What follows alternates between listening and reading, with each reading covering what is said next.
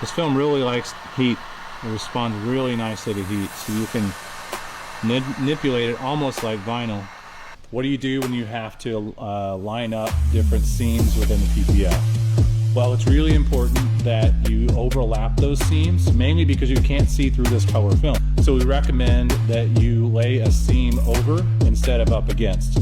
So I'll show you an example. Today we have a customer that we did an emerald green on. We're gonna take his Yeti cup that looks like this and make it look like this, which is the exact color of his car. So he's got a matching set of Yeti cups for his vehicle.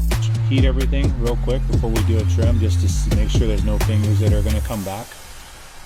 Would put a seam typically about this far away, so you see the edge here. I'll have the seam lay over about that far. On automobiles or anything else, I'll do it like that, just to give me a lot of extra grip.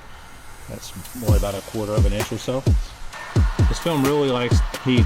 It responds really nicely to heat, so you can manipulate it almost like vinyl. So now I'm putting a lot of heat and those fingers aren't coming anywhere, going back or pulling back any at all. Which is good, because that means when I cut the rest of this off and make it the 1/4 inch seam, those fingers should be fine. They shouldn't come back at all.